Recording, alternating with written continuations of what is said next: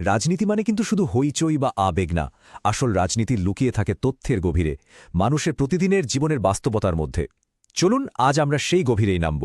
কোনো ব্যক্তি বা দলকে বিচার করতে নয়, বরং একটা সিস্টেমের নারী স্পন্দনটা বোঝার জন্য আমরা মগরাহাট পশ্চিম বিধানসভা কেন্দ্র একটা ডেটা ভিত্তিক ব্যবচ্ছেদ করব। আবেগটাকে পাশে সরিয়ে রেখে আসুন দেখি সংখ্যাগুলো আসলে কি বলছে। মানচিত্রের ওপর এই যে ছোট্ট বিন্দুটা দেখছেন, এটাই আমাদের আজকের কেন্দ্র, মগরাহাট পশ্চিম। সুন্দরবনের প্রায় প্রবেশদ্বার বলা যায়, যেখানে নোনা জল আর মিষ্টি মাটি মিলেমিশে এক হয়ে গেছে।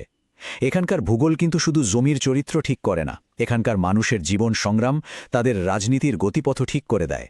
চলুন এই মাটির আরও একটু কাছাকাছি গিয়ে এর ভেতরের গল্পটা শোনার চেষ্টা করি। কোনো জায়গার ভোটের অঙ্কটা বুঝতে গেলে সবার আগে সেখানকার মানুষের জীবনটাকে বুঝতে হয়।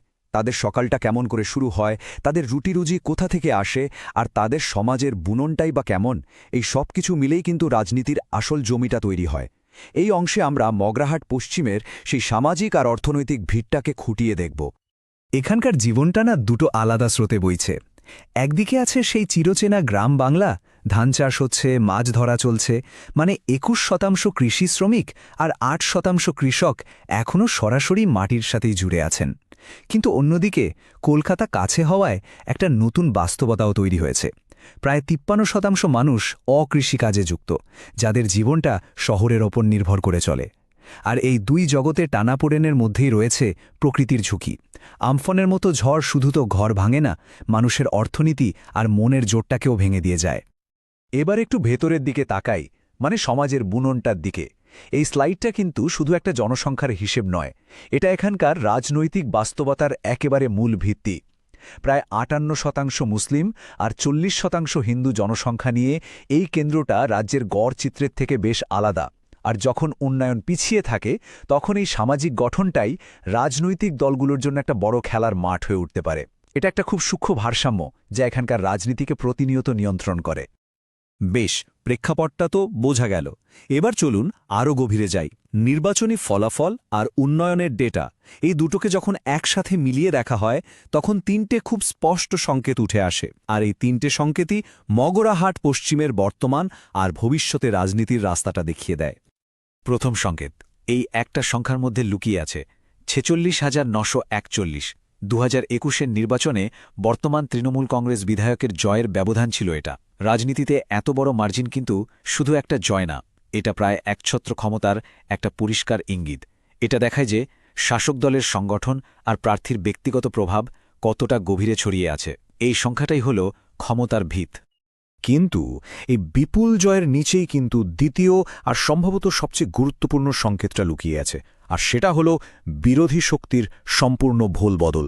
দেখুন, ২০১৬ সালে কংগ্রেস ছিল মূল প্রতিপক্ষ, প্রায় ৪১% বেশি ভোট পেয়েছিল, আর বিজেপি মাত্র ৪%। ৫ বছরের মধ্যে ছবিটা একেবারে উল্টে গেল। ২০২১-এ কংগ্রেস প্রায় অপ্রাসঙ্গিক হয়ে গেল, আর প্রধান বিরোধী শক্তি হিসেবে উঠে এল বিজেপি ২৬% ভোট নিয়ে। তার মানে শাসকের প্রতি চ্যালেঞ্জটা কিন্তু রয়েই গেছে, শুধু চ্যালেঞ্জারের মুখটা বদলে গেছে। বিরোধী পরিসরের এই বদলটাই এখানকার রাজনীতির সবচেয়ে বড় ঘটনা। আর এবার তৃতীয় সংকেত, আর এটা সম্ভবত সবচেয়ে কষ্টদায়ক, ২৮.৪%। মানে এখানকার প্রতি ৪টে পরিবারের মধ্যে অন্তত একটা পরিবার দারিদ্র্যসীমার নিচে বাস করে। এই সংখ্যাটা শুধু অর্থনীতির কথা বলে না, এটা মানুষের হতাশা, স্বপ্নভঙ্গ আর চাপা ক্ষোভের কথা বলে। যখন একটা বড় অংশের মানুষের কাছে উন্নয়নের আলো পৌঁছায় না, তখন সেই অন্ধকারেই কিন্তু রাজনৈতিক অস্থিরতার বীজ তৈরি হয়। আর এই বঞ্চনার ছবিটা আরও পরিষ্কার হয়ে যায় যখন আমরা রোজকার জীবনের দিকে তাকাই। ভাবুন, মাত্র ৩২% গ্রামে পাকা রাস্তা আছে, মানে বর্ষাকালে বাকি ৬৮% গ্রামের মানুষের জীবন কতটা কঠিন হয়ে যায় সেটা আমরা আন্দাজ করতে পারি। মাত্র ৯% গ্রামে ব্যাংকিং পরিষেবা আছে। ডিজিটাল ইন্ডিয়ার যুগেও এখানকার মানুষ মূল অর্থনৈতিক স্রোত থেকে কতটা দূরে, এই তথ্যটাই তা বলে দেয়।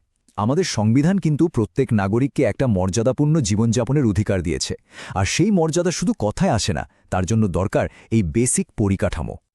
তো এই তিনটে সংকেতকে যদি আমরা একসাথে রাখি, তাহলে যে ছবিটা উঠে আসে সেটা কিন্তু বেশ চিন্তার। একদিকে একজন খুব শক্তিশালী শাসক, যিনি একটা নির্দিষ্ট সম্প্রদায়ের ভোটের ওপর অনেকটাই নির্ভরশীল। অন্যদিকে একটা নতুন বিরোধী শক্তি উঠে আসছে, যারা অন্য একটা সম্প্রদায়ের ভোটকে একজোট করার চেষ্টা করছে। আর এই দুয়ের মাঝখানে পড়ে আছে ব্যাপক উন্নয়নমূলক ঘাটতি আর বঞ্চনা। এই পরিস্থিতিটা পরিচয়ভিত্তিক রাজনীতির জন্য একটা দারুণ উর্বর জমি তৈরি করে দেয়, যেখানে উন্নয়নের আসল প্রশ্নগুলো চাপা পড়ে যায় আর বিভাজনের রাজনীতিটাই বড় হয়ে ওঠে। সংকেতগুলো তো আমরা দেখলাম, এবার সময় হলো ব্যবস্থার আরও গভীরে গিয়ে এটা বোঝার যে কেন এই পরিস্থিতিটা তৈরি হলো। আমাদের লক্ষ্য কোনো ব্যক্তিকে কাঠগড়ায় তোলা নয়, বরং একটা সিস্টেমের শক্তি আর দুর্বলতাগুলোকে বোঝা, যাতে ভবিষ্যতের রাস্তাটা আরও পরিষ্কারভাবে দেখা যায়। দেখুন, বর্তমান বিধায়কের অবস্থানটা বিশ্লেষণ করলেই আমরা এই সিস্টেমের একটা ঝলক দেখতে পাই। তার জোরের জায়গাটা হলো দুবারের এনকামবেন্সি, মানে অভিজ্ঞতা আর মানুষের সাথে পরিচিতি। তার দলের সংগঠন একেবারে গ্রামের ভেতর পর্যন্ত ছড়ানো, আর কন্যাশ্রীর মতো জনকল্যাণমূলক প্রকল্পগুলো মানুষের কাছে সরাসরি পৌঁছেছে। কিন্তু কয়েনের তো আর একটা পিঠও থাকে। দুর্বলতার মধ্যে আছে প্রতিষ্ঠান বিরোধী নাস্ত্রায়নও, যা অনেকদিন ক্ষমতায় থাকলে স্বাভাবিকভাবেই তৈরি হয়। পরিকাঠামোর ঘাটতিগুলো মানুষের চোখে পড়ছে, আর আমফানের পর ত্রাণ নিয়ে ওঠা দুর্নীতির অভিযোগও মানুষের মনে ক্ষোভ তৈরি করেছে। মগরাহাট পশ্চিমের এই ছবিটা কিন্তু বিচ্ছিন্ন কিছু নয়। এটি যে মথুরাপুর লোকসভা কেন্দ্রের অংশ, সেখানকার ফলাফলও একই দিকে ইঙ্গিত করছে। 2019 আর 2024 দুটো লোকসভা নির্বাচনই তৃণমূল কংগ্রেস জিতেছে, কিন্তু বিজেপি লাগাতার নিজেদের প্রধান বিরোধী হিসেবে প্রতিষ্ঠা করেছে, আর তাদের ভোটের ভাগ 40% কাছাকাছি ধরে রেখেছে।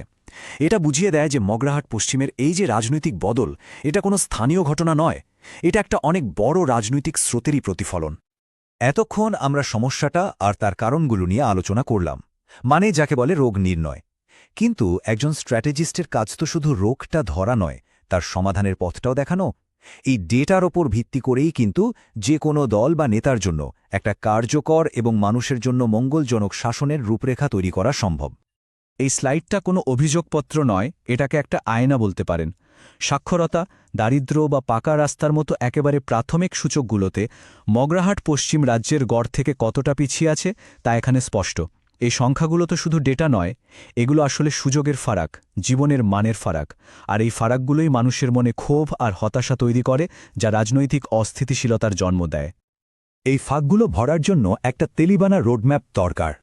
ডেটাভিত্তিক বিশ্লেষণ থেকে উঠে আসা এই 4টি স্তম্ভই হতে পারে সেই পরিকল্পনার ভিত্তি। প্রথমত, মৌলিক পরিকাঠামো তৈরি করা। দ্বিতীয়ত, জনকল্যাণমূলক প্রকল্পগুলোকে দুর্নীতিমুক্ত আর দায়বদ্ধ করা। তৃতীয়ত, স্থায়ী রোজগারের সুযোগ তৈরি করা। আর চতুর্থত, সমাজের সম্প্রীতি বজায় রাখার জন্য সক্রিয়ভাবে চেষ্টা করা। প্রথম স্তম্ভটা সবচেয়ে জরুরি, কারণ এটাই বাকি সবকিছুর ভিত। যে 68% গ্রামে আজও পাকা রাস্তা নেই, সেখানে রাস্তা তৈরি করাটা কোনো বিলাসিতা নয়, এটা অর্থনৈতিক বিকাশের প্রথম শর্ত। একটা ভালো রাস্তা মানে শুধু তাড়াতাড়ি যাতায়াত নয়, এর মানে হল কৃষকের ফসল সহজে বাজারে পৌঁছাবে, ছাত্রছাত্রীরা ঠিক সময় স্কুলে যাবে, আর অসুস্থ মানুষ তাড়াতাড়ি হাসপাতালে পৌঁছাবে। একইভাবে 91% গ্রামে ব্যাংকিং পরিষেবা পৌঁছে দেওয়া মানে মানুষকে মহাজনের চক্র থেকে বাঁচানো আর সরকারি প্রকল্পের টাকা সরাসরি তাদের হাতে তুলে দেওয়া। আমাদের এটা মনে রাখতে হবে যে এই কাজগুলো কোনো রাজনৈতিক দয়া দাক্ষিণ্য নয়, এগুলো প্রত্যেক নাগরিকের সাংবিধানিক অধিকার। যখন একজন নেতা বা সরকার এই প্রাথমিক চাহিদাগুলো পূরণ করে, তখন তারা শুধু পরিকাঠামো বানায় না, তারা মানুষের মর্যাদা প্রতিষ্ঠা করে। যখন জনপরিসরে আমরা কথা বলি, তখন আমাদের দায়িত্বশীল হতে হয়, আর যখন মানুষের ব্যক্তিগত তথ্য নিয়ে কাজ করা হয়, তখন তাদের গোপনীয়তা এবং সম্মতির প্রশ্নটা সবার আগে আসে, ঠিক যেমনটা আমাদের দেশের নতুন ডেটা সুরক্ষা আইন বলে। আমরা আমাদের বিশ্লেষণের প্রায় শেষ পর্যায়ে চলে এসেছি। ডেটা আমাদের সামনে মগরাহাট পশ্চিমের একটা জটিল কিন্তু খুব পরিষ্কার ছবি তুলে ধরেছে। একদিকে যেমন আছে ক্ষমতার স্থিতিশীলতা, তেমনি অন্যদিকে আছে বিরোধী শক্তির উত্থান, আর তার গভীরে রয়েছে উন্নয়নমূলক ঘাটতির বাস্তবতা। মূল চ্যালেঞ্জটা এখন আমাদের সামনে স্পষ্ট। এই কথাটা শুধু মগরাহাট পশ্চিমের জন্য নয়, এটা যে কোনো সমাজের জন্যই সত্যি। যখন মানুষের প্রাথমিক চাহিদাগুলো পূরণ হয় না, তখন বিভাজনের রাজনীতি দিয়ে তাদের প্রভাবিত করা খুব সহজ হয়ে যায়। উন্নয়ন আর সামাজিক সম্প্রীতি আসলে একে অপরের পরিপূরক, একটাকে ছাড়া অন্যটা বেশিদিন টিকতে পারে না। এটাই এখানকার নেতা আর নাগরিকদের সবচেয়ে বড় দায়িত্ব। তাহলে শেষ প্রশ্নটা এটাই, মগরাহাট পশ্চিমের ভবিষ্যৎ কোন পথে এগোবে? বিভাজনের রাজনীতির পথে, নাকি উন্নয়নের উপর ভিত্তি করে একটা সুষ্ঠু প্রতিযোগিতার পথে? এই সিদ্ধান্তটা শেষ পর্যন্ত সেখানকার মানুষ আর তাদের নেতৃত্বকেই নিতে হবে। ডেটা রাস্তাটা দেখাতে পারে, কিন্তু সেই রাস্তায় হাঁটার জন্য দরকার সদিচ্ছা আর দূরদৃষ্টি। যদি আপনি একজন জনকেন্দ্রিক নেতা হয়ে আপনার নির্বাচনী এলাকার উন্নতি করতে চান, তাহলে blueprintstrategies.ai এর সাথে যোগাযোগ করুন, mgr@blueprintstrategies.ai অথবা ফোন করুন 08042041602 নম্বরে। রাজনীতির ঊর্ধ্বে উদ্দেশ্য।